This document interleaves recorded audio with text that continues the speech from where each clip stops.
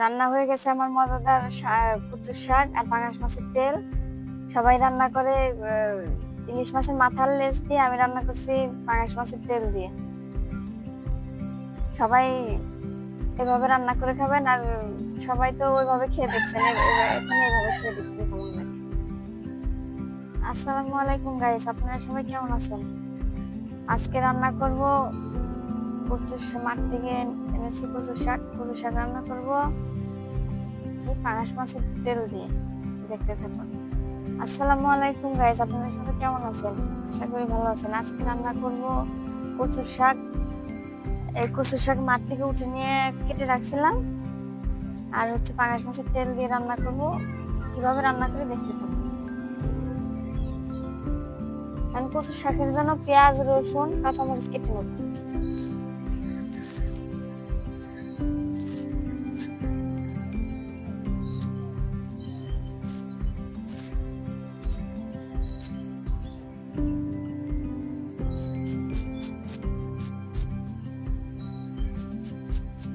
অনেক গরম পড়তেছে, বৃষ্টি আসবে।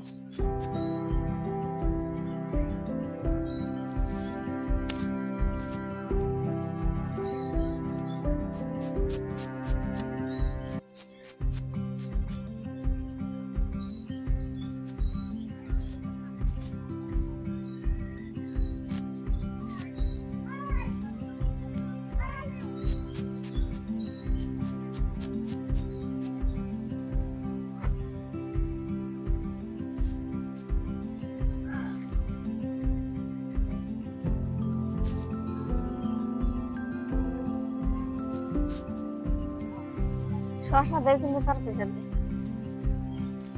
শসা দিয়ে তরকারি যাবে। মুখে ধরছা, দাঁড়াও। শাকের ভিতরে একটা লেবু দেবো, লেবুটা কেটে নেব।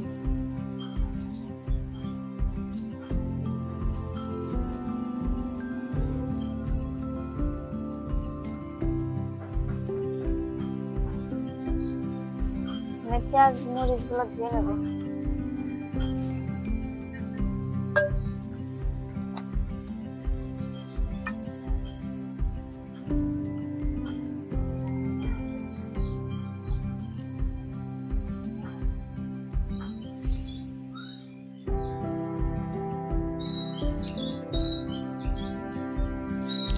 আটা ধরিয়ে নেব।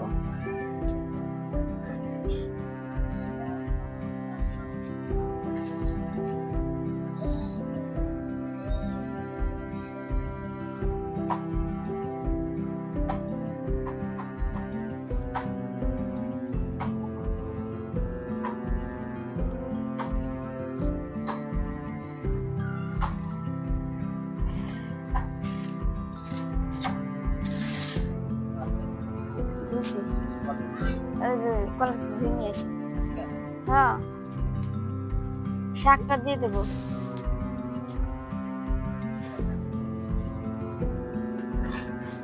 শাকটা ধুয়ে রেখে দিয়েছিলাম, দিয়ে দিচ্ছি।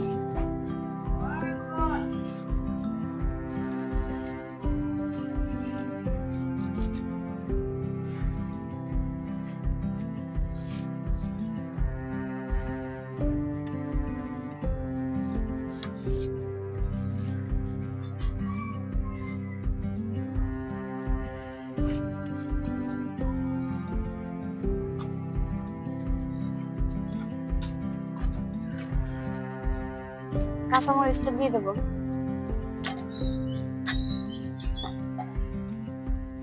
পেঁয়াজ আর রসুন কুচানো দিয়ে দেবো। কেটে রাখছিলাম, অর্ধেকটা দিয়ে দেবো, অর্ধেকটা তেলের পর দেবো। সিদ্ধ হওয়ার জন্য একটু পানি দেবো।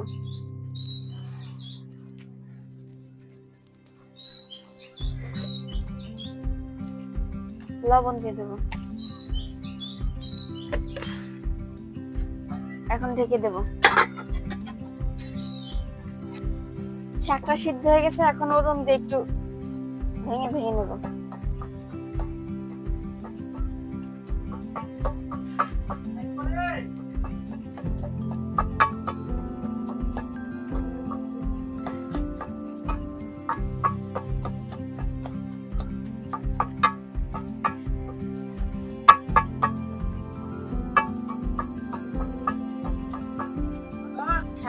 শাক গোটা হয়ে গেছে, এখন নামিয়ে নেবো।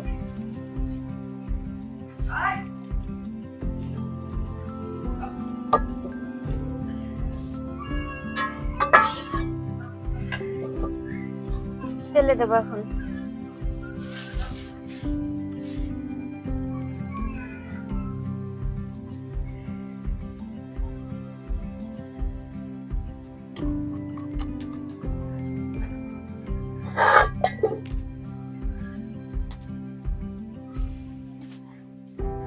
গাইস, পাঙাশ মাছের তেল দিয়ে রান্না করব।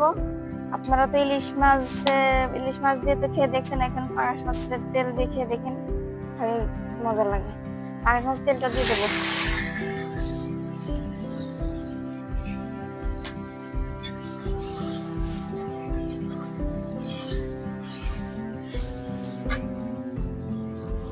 এই কাটা পেঁয়াজ রসুন গুলা দিয়ে দেবো।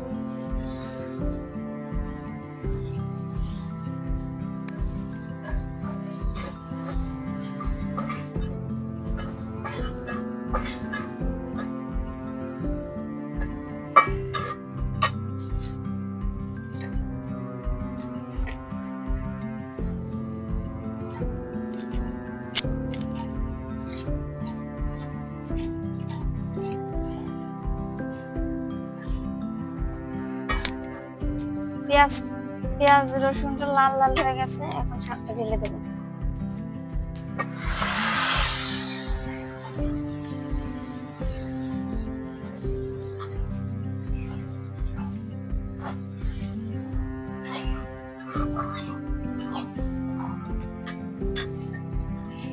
পানি পানি রাখবো না, একবারে শুকায় ফেলাবো।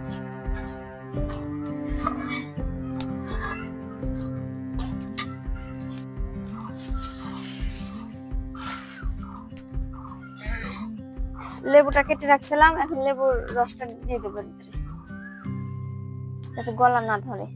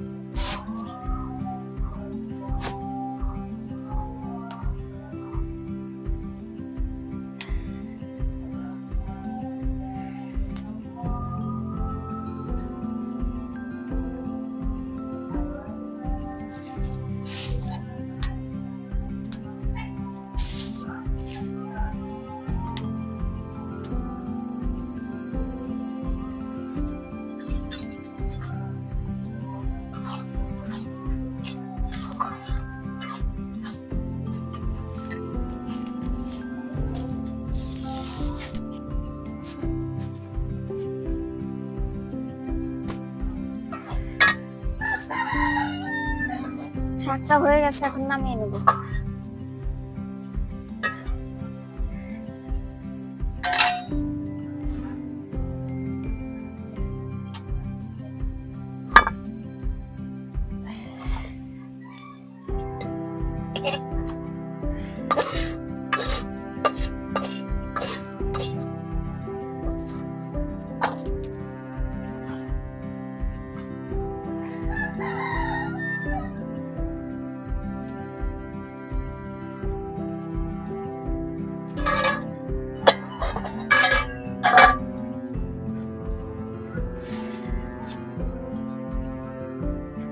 শাকটা হয়ে গেছে খুব সহজ পদ্ধতিতে।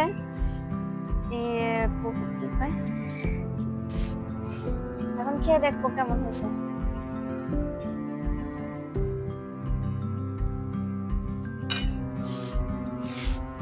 গমের আটার রুটি লাল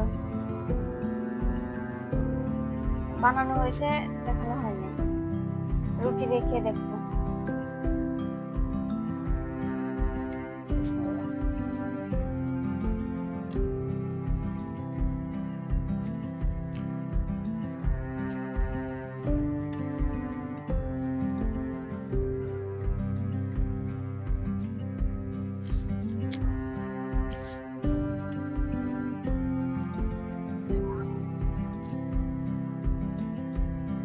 অনেক মজা হয়েছে, অনেক মজা।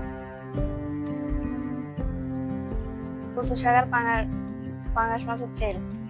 অনেক ভালো লাগে, এভাবে রান্না করে খাবেন। এতক্ষণ সাথে থাকার জন্য ধন্যবাদ। এই ভিডিওটা ভালো লাগলে লাইক, কমেন্ট, শেয়ার করে দিন, একটা সাবস্ক্রাইব করেন। ধন্যবাদ।